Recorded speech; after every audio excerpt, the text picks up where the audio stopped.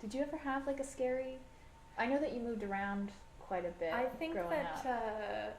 the place where my family is originally from, Calvert, Mm-hmm. basically it was like it got really big for a while when the invention of the cotton gin. Actually, it was a cotton town, Oh no. and then well, yeah, oh no, but then it was just like that business. It went out of business, and the whole Mm-hmm. town just basically stopped.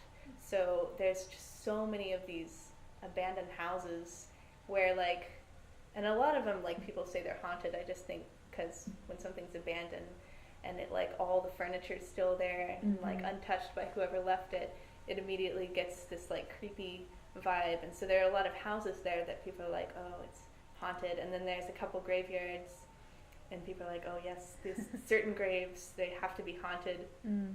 And Oh, because speaking of a graveyards. lot of vandalism in Calvert too, like a few of the tombs got opened. Ooh. So there were like some robberies of some of the tombs, and they never closed them because they're really poor. So there's just like these open graves that are like freak people out. So yeah, definitely that. Speaking of tomb raiding and just graveyards, in my neighborhood where I live, like a 5-minute walk from where I live, we have a graveyard where there is only one gravestone. It used to be a farmer's graveyard because the area where I used to live was a farm area, and the graveyard was just kind of a family graveyard. And during the 1970s, they stole the headstones because they were old headstones, Oh and my they sold them. goodness. And I don't know why. Who's just like, you know what? I'm gonna steal this headstone, and then what person is like, yeah, I'll buy that. You know, it's definitely concerning. Oh, cool. Oh, A cool. headstone. A headstone. What I've always wanted. If you grew up in the late 90s or early 2000s, you probably remember, or at least heard of, this game. It was often played at sleepovers, and generally late at night. One child would go into a dark bathroom and seal themselves in. They would look into a mirror for several seconds and chant, "Bloody Mary, Bloody Mary, Bloody Mary."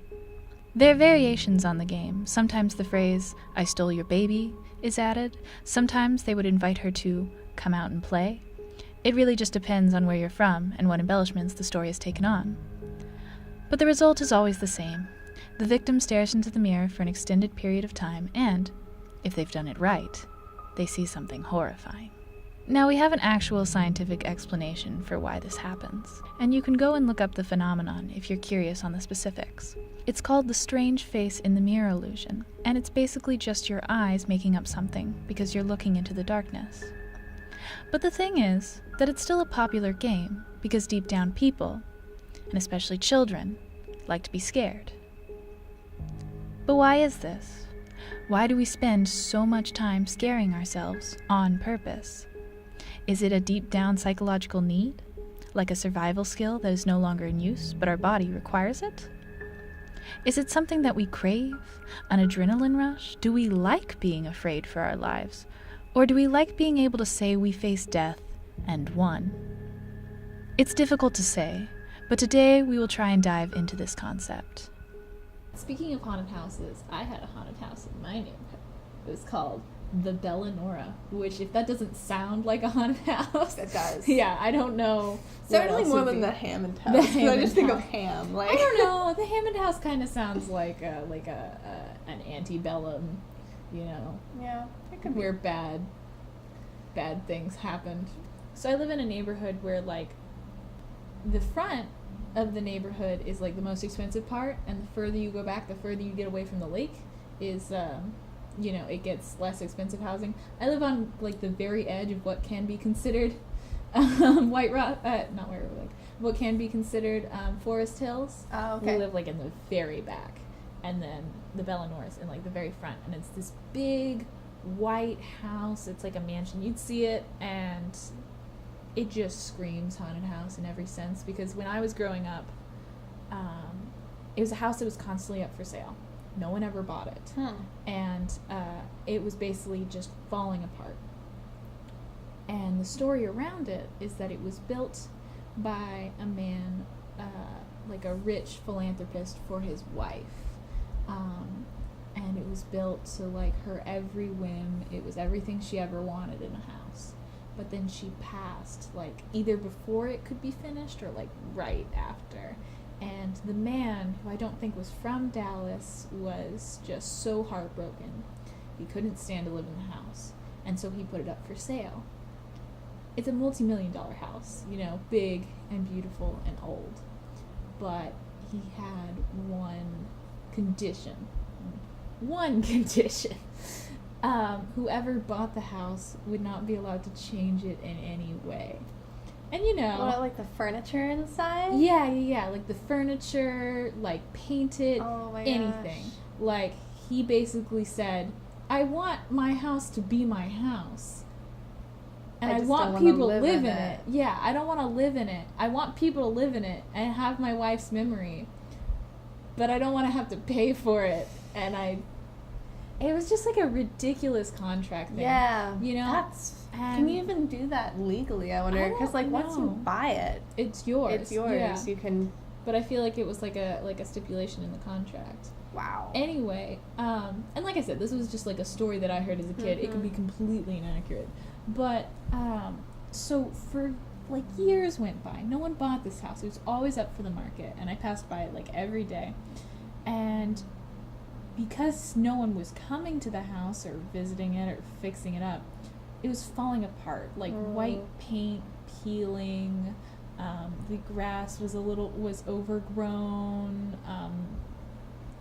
I don't think there were like cracks in the windows or anything, but there was just something about the house that was really creepy. Yeah. I remember one time when I was in middle school, I went down to photograph it, just because it's like a creepy old house and I'm a creepy kid. And there's like a big fence, but it's the kind where you can like see between it. It's kind of like a metal bars. fence? Yeah, like a metal bars fence, not like a chain link, but you know, like fancy, really classy.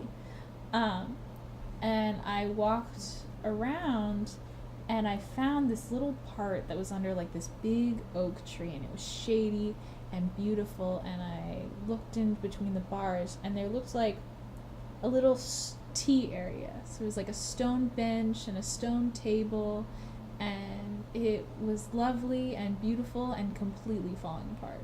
The table was broken, benches were upside down, and the weeds were overgrown, and it just looked like something straight out of like a scary movie, a haunted novel type thing. You take a picture of it? I did, but you know, I had like my little Coolpix camera, you know, fancy shit. That photo is lost to time. Aww. But I would love to go there. yeah, it was a terrifying place to me growing up. It just had this aura of sadness, because you know, it was like a sad romantic type thing. Yeah. You know, untouched, constantly up for sale. That's another trope of like the haunted Houses, haunted, like or the like mourning widow. Yeah. Who, you know, is like won't let go. Yeah. Never moves anything. Everything's just like, or those like when someone dies and people don't touch the rooms, which is pretty common, and just like everything's exactly in the right place. Well, someone actually did eventually buy it. And they did? Yeah. The guy who bought it originally I was kind of hoping I could go to this place and see it. Part of me wants to. But He bought it for like his daughter, which is super weird. Like, this guy buys this house for his daughter who was like my age, and she just like let the place fall apart even more. It got worse before it got better. They're finally fixing it up, but like, I wonder what it was like going through there. Like, what things did you find? Yeah. Like, did they find a dead body? But that does remind me. Do you ever remember like that story of like the woman in the trunk? Uh-huh. Yeah, you do? Yeah. I should say no, tell me. Well, it's like this story of this woman. Well, okay, I'm kind of hazy on the details, but basically there's like renovations being done on a house, and as they're going through it, they find a trunk, and they're like, what the heck is in this trunk? You know, it's heavy and you can't really lift it, and it's weird. And they finally manage to break into it, and they find like a woman in a wedding dress, and it's like, gasp. Unfortunately, I must let you know of a melancholy occurrence. A single and calamitous event, which happened in Germany, and which was long involved in the deepest mystery, was brought to light a few years since. The Baron D., when a young man was married to a young and lovely woman, to whom he was fondly attached. A party of the friends of the family were invited to pass some days with them at his mansion in the country to celebrate this happy event. On the evening of the marriage, they were amusing themselves with playing hide-and-go-seek. During the game, everyone had been found but the bride, and they were all employed in seeking her, wondering how well she had hid herself.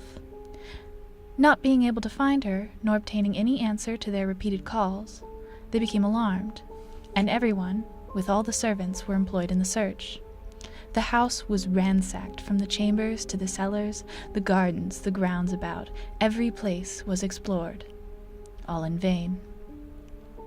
Thinking she might have been carried off if she had gone out of the house, persons were dispatched round the neighborhood, and on all the different roads, but nothing could be heard of her. Letters and every inquiry were afterwards made, to no purpose. The husband lamented his misfortune, never married, and was always tortured with his mysterious loss. After a lapse of 30 years, the house was destined to be thoroughly repaired. In removing the rubbish from a neglected garret, there was, among it, a large antiquated trunk. On opening it, they found a skeleton, with some fragments of female dress. On examination, they were recognized to have been part of the bridal dress of the unfortunate lady, and that she had concealed herself in this trunk, which, fastening with a spring lock, the top had fallen, and that she had miserably perished. This story might sound familiar to you.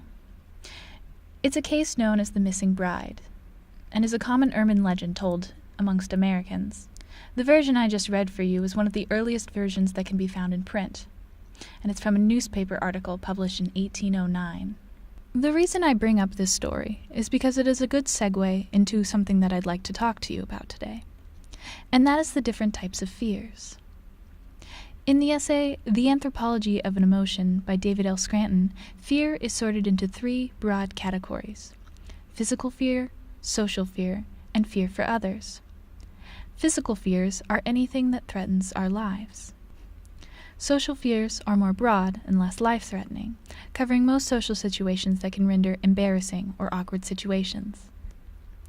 Finally, there is fear for others, which is the worry over safety and well-being of other people, especially loved ones. Scary stories in some way teach humility through the usage of fear of others, because when we tell scary stories, it is not us who are in these life-threatening situations, but rather characters who we've become invested in and worry for. This most recent story has all 3 categories accounted for. But why do we enjoy scary stories? Why do people, even children, seem to be fascinated by them? What is it about these stories that spark our curiosity?